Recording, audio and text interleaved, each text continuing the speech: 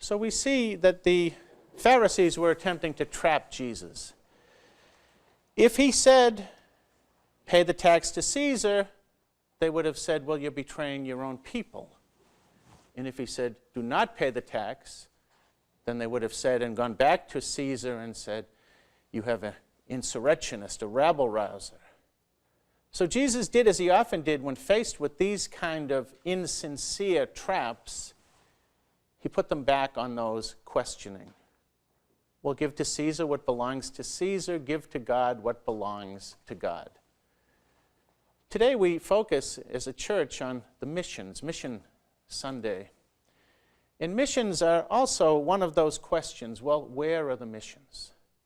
We have missionaries come to us from all over the world. They come and speak in our parishes from India, from the Far East, from Africa, from so many places. Many of us grew up praying for and financially supporting faraway missions.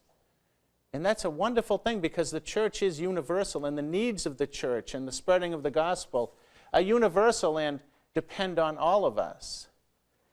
And yet, where are the missions? Where is the mission? The mission is everywhere. The mission is at the far ends of the world, and the mission is next door.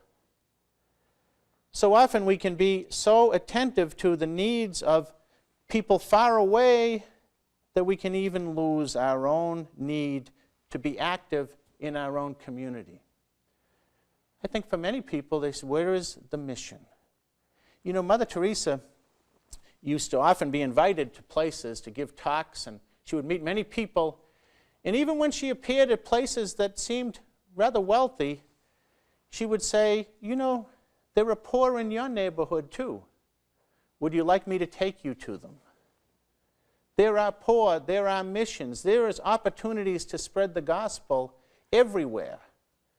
You may be lying in a nursing home bed, praying for the church, praying for the missions, but also you may have a person next to you in the bed next door you can share a prayer card with. Maybe you can pray with them. You may have children that go to religious ed, and maybe next door there's a friend. You might invite them. Would you like to come too? My son's receiving First Holy Communion. Would you like to come and be in the class? I look at our Catholic school here today from St. Louis, in Lowell, and so many other places. This is a mission. And it's a mission that started over 110 years ago with the Sisters of the Assumption, and it's a mission that continues today. Close to us, close by, making a difference in children's and families' lives. And this is the work of the church. The mission is not so much a place as it is the heart.